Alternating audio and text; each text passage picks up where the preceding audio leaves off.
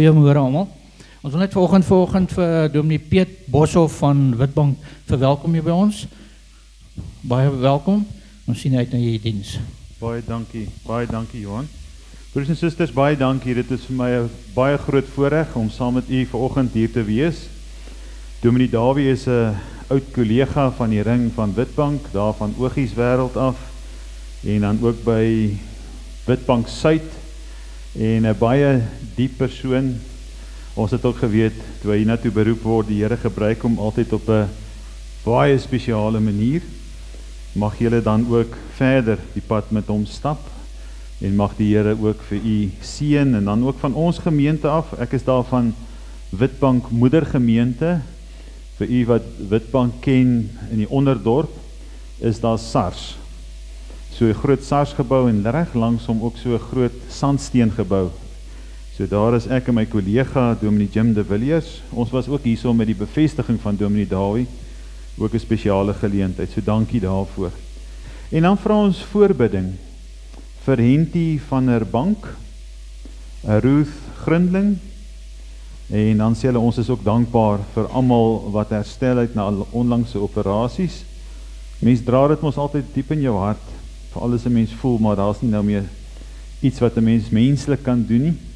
Dan vra ons die Here se hulp. Broers en susters, en dan op die blaadjie voor sien ek julle almanak wat julle nou goed ken, lieflik in Jesus se voetspore. Ek dink die boodskap van vanoggend wil so iets daarby aansluit.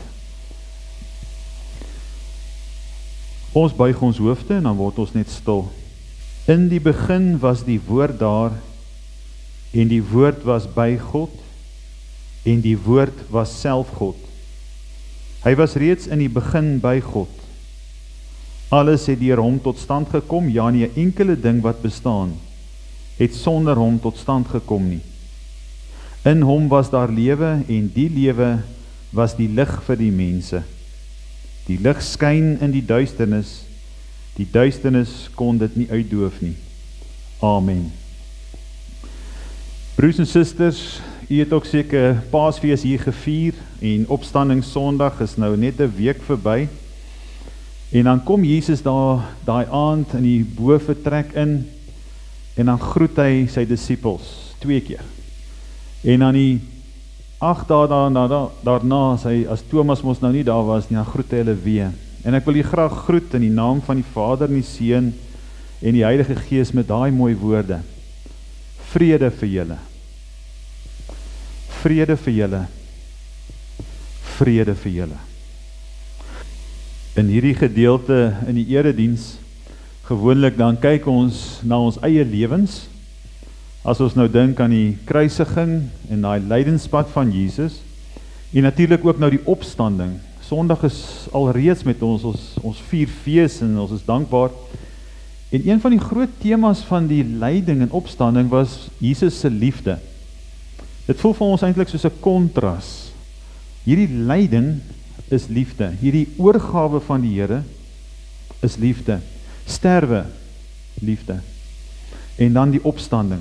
Ek lees graag, as ons kyk na die spieël as dit ware van die woord, so ek wil u vra om net te luister na die volgende in 1 Korintiërs 13, ons ken hom, maar ons hoor dit baie keer op huwelike, oor die liefde vir mekaar, maar die is eintlik nie 'n emosionele liefde nie, maar 'n besluit, 'n lewensbesluit om so te leef. En ek wil dit graag bietjie anders lees. Die liefde van God is geduldig. God se liefde is vriendelik. God se liefde is nie afgunstig nie. Sy liefde is ook nie grootpraterig nie. Dit is definitief nie verwaand nie. God se liefde handel nie onwelvoeglik met ons nie. God se liefde soek ook nie sy eie belang nie. God se liefde is nie lig geraak nie. God se liefde hou ook nie boek van die kwaad nie. God se liefde verbly hom nooit oor onreg nie, maar verheug hom oor die waarheid. Dit bedek alles, dit glo alles, hoop alles, verdra alles. En dan ken ons daai laaste gedeelte wat sê, en nou geloof, hoop en liefde bly, hierdie 3, En die grootste hiervan is die liefde. As ons kyk na ons lewens en onthou as ons by hierdie erediens, by hierdie elemente is nie om te sê hoe sleg ons is nie. Dis maar om te sê hoe nodig het ons die Here om ons te help om 'n pad te volg wat hy wil hê. Een van die gedeeltes in Romeine wat ons almal ken is Romeine 12, daar vers 1 en 2 wat sê God verduidelik in 11 hoofstukke deur Paulus vir ons wat God vir ons doen.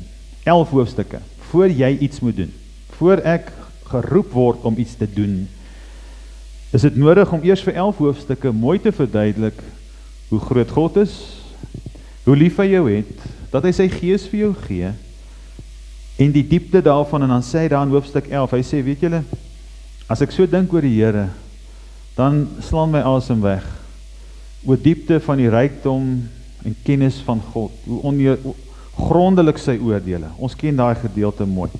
Nou eers, vra hy iets, hy sê, as jy nou ietsie van hierdie verstaan, op grond van die groot ontferming van God, gee julle self as offers vir die Here, 'n rondlopende offer, 'n daaglikse persoon, wat daagliks doen, wat die Here van ons sê, nie 'n perfekte persoon nie, ons wil altyd dink, ek moet niks verkeerd doen nie, maar dit is 'n diep verhouding met die Here, en die groot ding wat ons moet doen, om nie te word, as 'n mens daai gedeelte lees, hy sê, laat God julle verander, vir die kinders wat op skool is, hoërskool, is 'n passief van die werkwoord, hy sê, laat God, jy kan jouself nie regtig verander nie, wat jy eintlik moet doen is om vir Here te vra, Here, verander my, hy sê, laat God julle denke verander, vernuwe, dan sal julle kan onderskei wat die wil van God is, wat vir hom aanneemlik en volmaak is.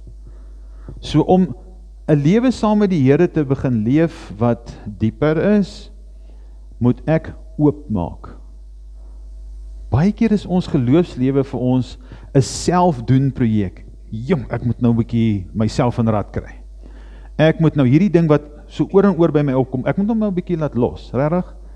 En dan kom jy agter, dis ook nie die maklikste van goed nie, want ek is in my persoon wie ek is. Dan sê hy, dit lyk vir my asof jy passief nie gaan sit nie, maar oopmaak en sê, Here, hier is ek. Ek weet u is in beheer van my lewe, maar ek wil dit meer vir u oopmaak, want ons ken weerstand teen die Here in sy manier van doen.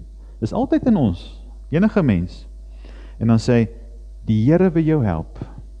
Laat toe dat hy jou help, ook met daai ding wat jy oor en oor doen. Elkeen van ons ken dit hier binne. En sê, Here, ek weet ek het hierdie ding wat ek oor en oor doen. Partykeer hierdie donker kant hier binne in ons wat nie met die Here goed wil deel nie, wat hy in elk geval weet. Stap sommer met die Here na daai ding wat vir jou moeilik is. En sê, ag Here, help my hier. Vertrou die Here daarmee. Amen. Broers en susters, ons teksgedeelte vir vanoggend is Johannes 21 vers 15 tot 19. Ek wil u graag nooi om te blaai, u wat die Bybels hierso het.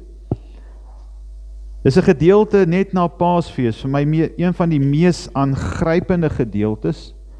Johannes 21. Die verhaal van Petrus. Dankie tog vir Petrus. Hy bring vir mens baie hoop. Baie hoop. So ek gaan daar lees Johannes 21 daarvan af vers 15. Baie mooi gedeelte met die Bybels dan so voor ons oop. Buig ons hoofde en ons vra vir Here se hulp. Onse Vader, wanneer ons preek, wanneer ons bid en sing en u woord oordink, weet ons dis ten dele. Dis menslik, feilbaar, maar ons weet, Here, u gebruik ons as u kinders om u woord te oordink, daaroor te bid, daaroor te sing en daaroor te preek. U het 'n afspraak met elkeen van ons wat vanoggend ook hier is, om iets in ons harte vas te maak, nie net alles te verstaan nie, maar ons harte oop te maak, en dit is wat ons vanoggend wil doen, o Here. ons harte oopmaak, dat ons iets kan beleef hier diep binne in ons, van wie U is en hoe U teenoor ons is, en iets van U liefde te verstaan. Help ons dan ook vanoggend, in Jesus naam, Amen. Ek lees graag daardie gedeelte, ons gaan nou iets van die agtergrond lees, kom ons lees net hierdie gedeelte. Vers 15 van Johannes 21. Toe hulle klaar geëet het, vra Jesus vir Simon Petrus, Simon, seun van Johannes, het jy my baie lief, meer as hulle hier? Ja, Here, antwoord hy hom, U weet dat ek U lief het. Hy sê toe vir hom, laat my lammers wei. Jesus vra hom weer 'n tweede keer, Simon, seun van Johannes, het jy my baie lief? Ja, Here, antwoord hy hom, U weet dat ek U lief het. Hy sê toe vir hom, pas my skape op. Jesus vra hom die derde keer, Simon, seun van Johannes, het jy my lief? Petrus het bedroef geword, omdat Jesus hom die derde keer gevra het jy my lief? En hy antwoord hom, Here, U weet alles. U weet dat ek U lief het. Hy sê toe vir hom, laat my skape wei. Dit verseker ek jou, toe jy jonger was, het jy self jou klere vasgemaak en gegaan waar jy wil. Maar wanneer jy oud is, sal jy jou hande uitsteek en iemand anders sal jou vasmaak en jou bring waar jy nie wil wees nie. Dit het Jesus gesê en daarmee aangedui deur watter soort dood Petrus God sou verheerlik. Daarna sê hy vir hom, volg my. En as ek daai volg my iets van dit hoor, dan dink ek in julle almanak.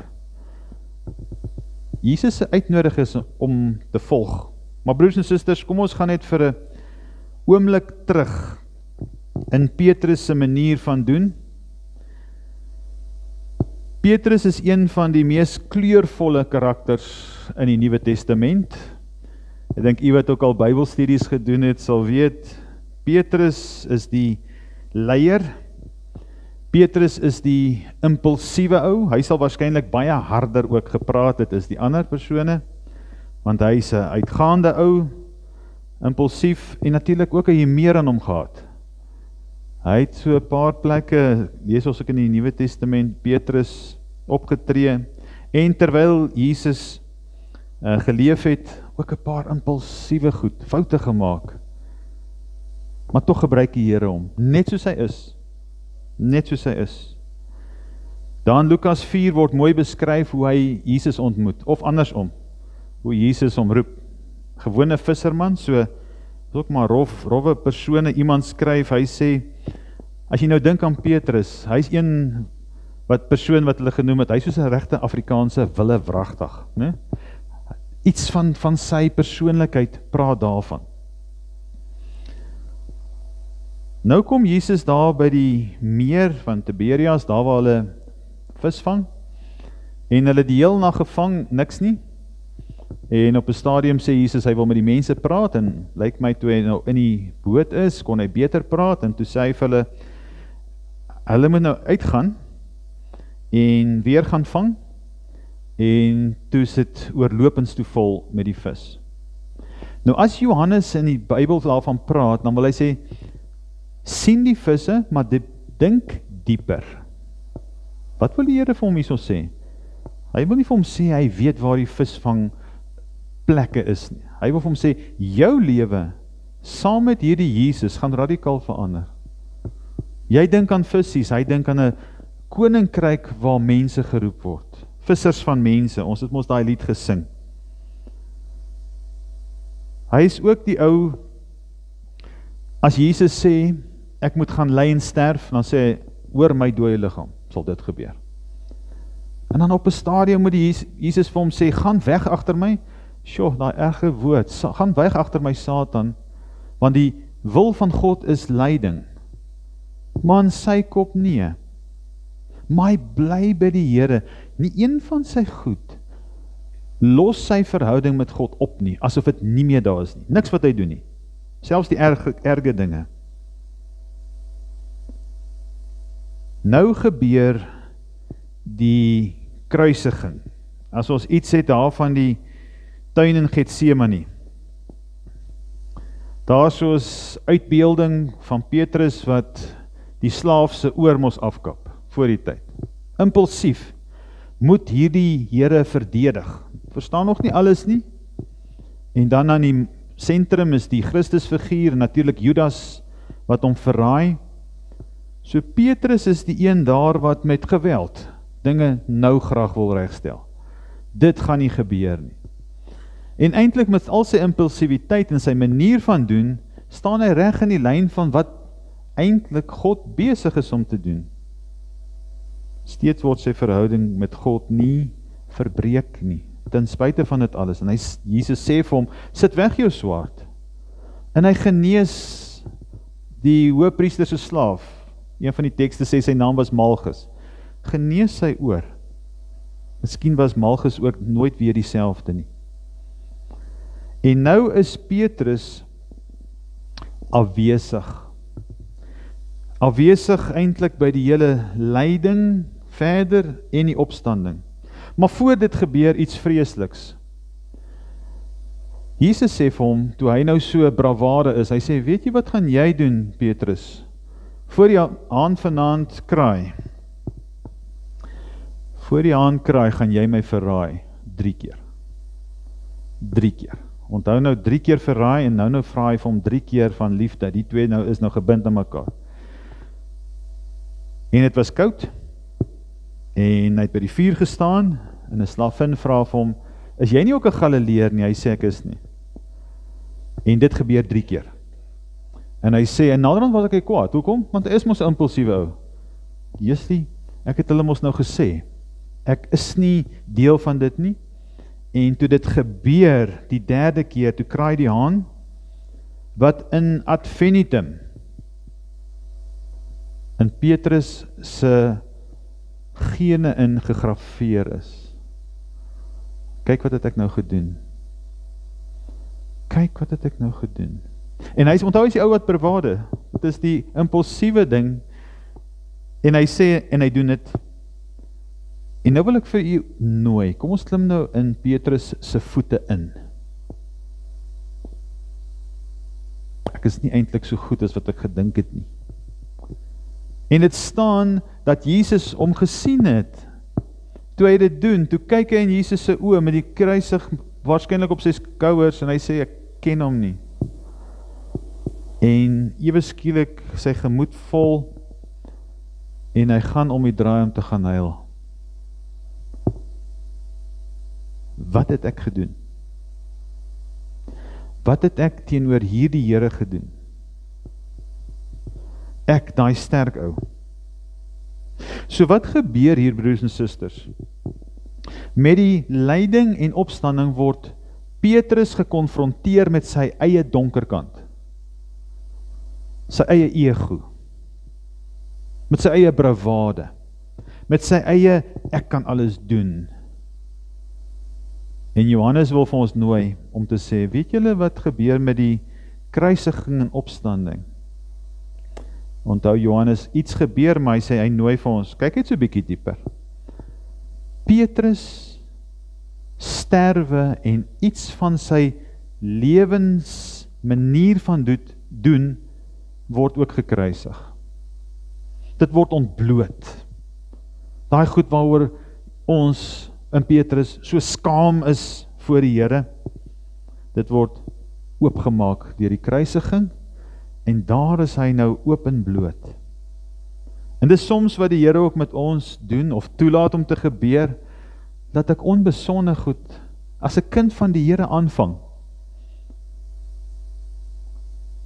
Hoe gaan my verhouding nou met hierdie Here wees? Hoe herstel ek dit? Kan hy dit herstel? Hy kan nie eintlik nie. Wat gaan nou gebeur? Kom ons dink onsself weer vir 'n oomblik in. Hy wat daar so hartseer is. En nou gebeur, hy's nie daar so by die kruisiging nie, want as die soldate jou gevang het, laat jy eintlik ook deel, dan kon hulle jou ook sommer gevange neem, maar hulle sou nie sommer die vrouens gevange geneem het nie. So al die Marias was daar, wat ook 3 Marias, en elke keer het hulle net verander. of om te sê, hierdie Maria is Maria Magdalena, Maria, Jesus se ma, en Maria wat ook Salome genoem, ensovoorts. Maar, nou kom Maria Magdalena, met die opstanding, hardloop sy vroeg graf toe, en die klips weggerol. En sy hardloop terug, na wie hardloop sy? Na Petrus en Johannes toe. Petrus is nog steeds daar. Die haan het al gekraai 3 keer, so hy is nog steeds die leier. Hulle erken hom nog steeds as die leier, so gaan terug, en dan hardloop hulle, en Petrus is natuurlik impulsief, hy kom tweede, Johannes het vinniger gehardloop, Petrus kom tweede daar, maar hy is impulsief, hy gaan in en hy sien net, ja maar hierdie lyk is nie geroof nie, want kyk hoe mooi is dit nog, want dis wat hulle gedink het. In Petrus se gemoed, wat gaan daar aan? Waar is hy? En ek dink hy begin besef, al daai goed wat Jesus gesê het, die 3de dag, wat het hy gesê gebeur op die 3de dag? Ek dink het hom miskien nog slegter laat voel, en wat ken hy? Hy sê, die Here gaan, het gaan nie meer wees soos dit was nie, wat ken ek goed? Miskien in moderne taal, ek is die ou wat by SARS werk, of ek is die ou wat 'n boer is, ek gaan maar terug boerdery toe, hy gaan terug, en hy gaan vang weer vis. En nou kom Jesus daaraan, en dieselfde gebeur is basies in Lukas 4, en hy kom terug, weer gaan vang, weer kon nie eintlik visse vang nie, dan herhaal die ou storie om weer, en hulle sê niks nie, maar hier staan hy. En onthou, dis nou die verheerlikte liggaam, so jy kan hom herken, maar is ook nie dieselfde nie. En in hulle gedagtes is hy mos dood. Hy's nie meer daar nie. En Johannes sê vir hom, dis die Here. En Petrus, omdat sy bolyf kaal was, heeltyd, omdat hy weet, dis nou God, trek hy homself aan, soos Johannes sê, dis nie net om homself, dit is om iets van die respek, hy het nou met die Here, met die kurios hier te doen, so 90 meter van die kant af, spring hy uit, hy is nog steeds impulsief, hy gaan nie verander nie, maar die Here gaan 'n diepte iewers bring, in sy manier van doen, en hy gaan, en daar op die strand sê hulle, het Jesus 'n vuurtjie gemaak, met vis en as brood, so Johannes wil sê, wat gebeur hierso? Wat is hier besig om te gebeur? En dan is dit nou ons geleese gedeelte. By mekaar, Petrus natuurlik in sy gedagtes. Ja, ok. Ek weet is hy, ek onthou duidelik, die haan hou nog nooit opkraai nie. Hier in my kop nie. En Jesus, toe hy in die boventrek aan hulle verskyn het, niks daarvan gesê nie. Tweede keer met Thomas, niks gesê nie. Nou sê hulle weer hier by die see, by hierdie visserman, hierdie grove ou. Maar broers en susters, ek dink u sal met my saamstem, hy is nie meer dieselfde ou nie. Miskien is daai bravade van hom net so bietjie getemper. En nou is die Here hierso voor hom. Wat antisipeer hy? Wat antisipeer u en ek? As ek voel ek het so 'n ding verkeerd gedoen. Ek antisipeer, ek het jou mos gesê, Petrus, voor die tyd. Dis wat ons antisipeer. Ek het jou gesê, jy gaan my 3 keer verloon. Het ek jou nie gesê nie? Niks van dit nie. Dis nie hoe God werk nie. Ons het nou gelees, sy liefde hou nie boek van die kwaad nie. Psalm 103. Genadig en barmhartig is die Here, lankmoedig en vol liefde. Hy handel nie met ons volgens ons sondes nie. Nou hier is 'n mooi een om presies dit vir ons te sê. Toe hulle 'n bietjie geëet het, kan ons in Petrus se woorde, kom ons las sit woorde, toe kyk hy na my, en hy vra vir my, Petrus, seun van Johannes, het jy my baie lief? Ja, Here, ek het u lief. Laat my skape wei, lammers. Simon, seun van Johannes, het jy my baie lief? Here, ek het u lief. 'n derde keer, onthou die haan het gekraai, toe hy 3 keer verraai het. Nou is hier 'n bietjie van 'n omswaai. Die derde keer sê die Here, het jy my lief? En sê, ja Here, ek het U lief. En hy het bietjie moedeloos begin raak, hy sê, Here, U weet tog alles van my. Besef nou wie het is. U weet dat ek U lief het. Ek hou van Griekse taal, dit is vir my so mooi. Ons kan dit nie in die Afrikaans lees nie, maar as hy die eerste keer, as Jesus vir hom sê, het jy my lief, dan gebruik hy die woord agape. So ons kan in Afrikaans sê, eerste keer as Jesus vir Petrus sê, agape jy my, hierdie alles prysgeende liefde, wat homself op die kruis gaan, oorgee, opofferend, altyd iemand anders se welwese soek. Het jy my so lief? Hy antwoord nie met daai woord nie. Hy sê, Here, ek het U phileo lief, soos mense mekaar lief het. Soos ons mekaar lief het. Dis hoekom daar staan in Afrikaans, het jy my baie lief. Dit is die agape woord. God se manier van lief hê. Suiwer, mooi, skoon liefde, wat die Here ons oproep ook om te hê. 1 Korintiërs 13. Tweede keer. Petrus, agape jy my. Het jy my met hierdie perfekte liefde lief? Asof hy wil sê, my liefde is nie daar in daai hoë echelons nie. Myne is sommer hierso. My liefde vir U is phileo liefde, is menslik. Jy hoor so iets van die nugterheid wat in hom kom. Nie meer so die bravade nie. Hy sê, ek kom agter, ek het U lief met 'n klomp goed in my, wat nie perfek is nie. Maar dit breek nie hierdie verhouding op nie. En wat doen Jesus nou? Die laaste keer as hy hom vra, dan kom hy af, en hy ontmoet vir Petrus, waar hy is in sy lewe. Hy sê, die laaste ene sê hy, Petrus, phileo jy my. Het jy my lief, soos mense en vriende mekaar lief het? Dan sê hy, ja Here, U weet alles, U weet dat ek U so lief het. So wat Jesus doen is, hy kom ontmoet hom waar hy is. Soos hy elkeen van ons ook ontmoet waar jy is. Partykeer sê ons, daai persoon is mos 'n vreeslike, diep mens of toegewy. Want hierna sê hy, moenie bekommerd wees oor wat met Johannes gebeur nie. Stap jy jou pad saam met die Here. Stap jy eenvoudig jou pad saam met die Here. So wat die Here hier kom doen is, hy herstel basies hierdie liefdesverhouding, hierdie verhouding wat hy het met Petrus, en hy roep hom op 'n dieper vlak. So sy verhouding het met al hierdie verkeerd loop, gebruik die Here, en hy stap dieper met hom. Want ons lees later in Handelinge, vanoggend Danny Fourie wat gelees het, sê hy in Handelinge 3000 mense tot bekering gekom. Hoekom? Omdat hy hierdie Engels go-getter is. Hy is die ou wat 'n ding gryp en suksesvol. Hy vat dit gewoonlik in sy hande en hy doen dit. Ons het ook ons persoonlikhede. Party ouens is so. Man, los dit, ek sal dit doen en hulle doen dit goed en hulle weet altyd wat om te doen. Maar hulle weet ook nie altyd wat om te doen nie. Bietjie partykeer te impulsief. So wat die Here vir hom sê, hy roep hom weer en hy sê, hy gee as dit ware vir hom die sleutels van die koninkryk. En sê, jy gaan my dien en op jou einde van jou lewe word hy in so in 67 na Christus, word hy marteldood. En toe sê hulle gaan hom kruisig. Toe sê hy, die legende sê, die geskiedenis buite die Bybel sê, hy wou nie soos Jesus gekruisig word nie, hulle moes hom onderste bo kruisig. Kan nie soos die Here wees nie. Broers en susters, 'n paar dinge wat ons uit hierdie teks as dit ware kan vat.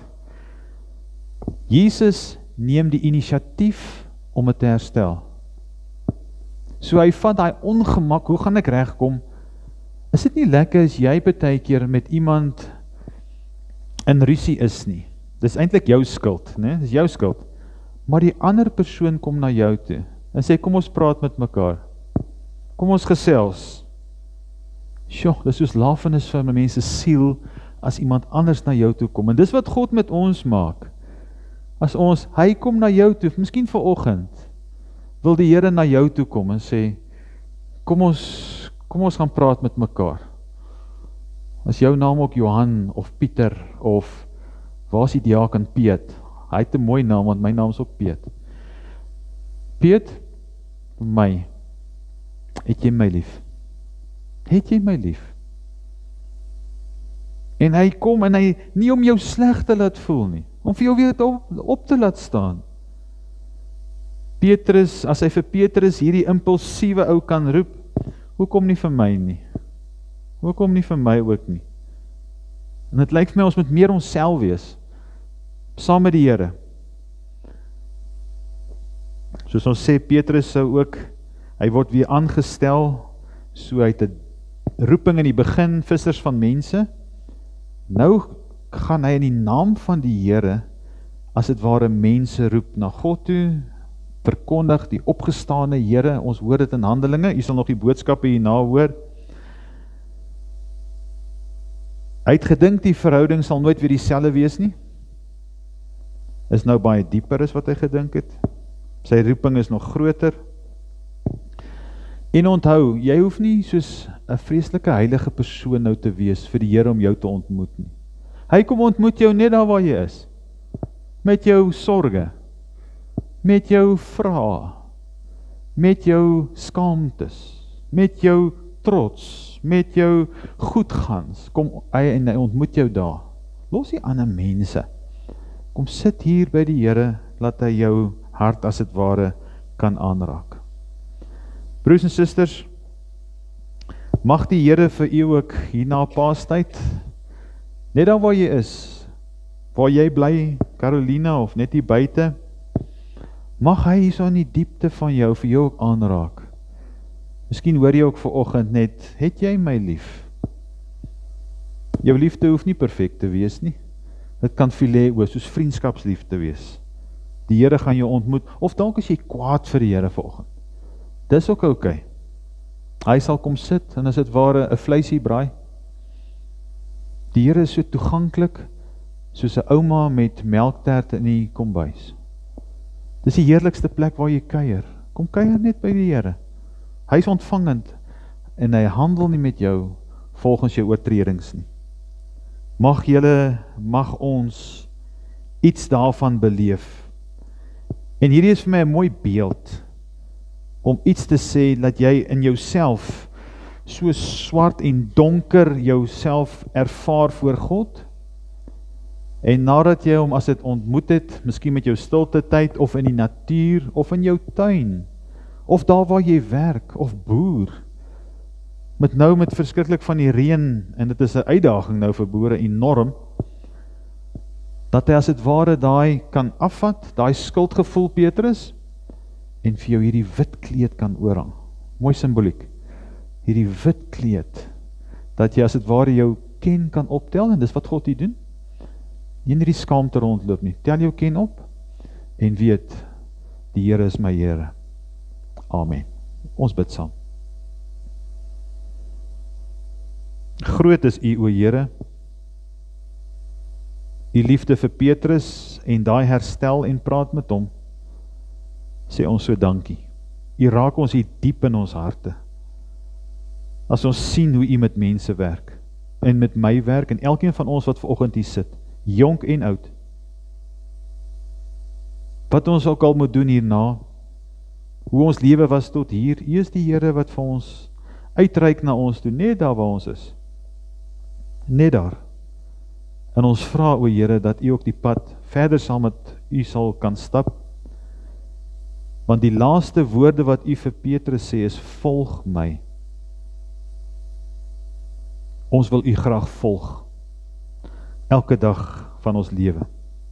Iets van hierdie diep liefde van u, ook gee vir mekaar, ons familie, my man, my vrou, die natuur,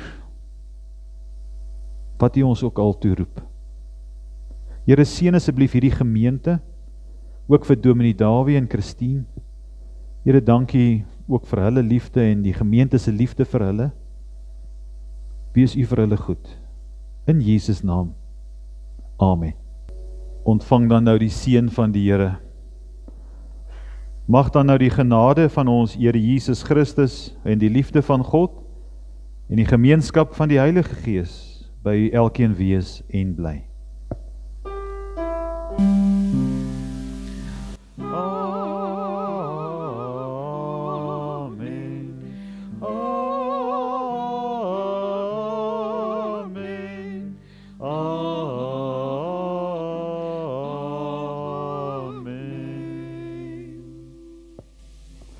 Baie dankie en 'n mooi week vir u.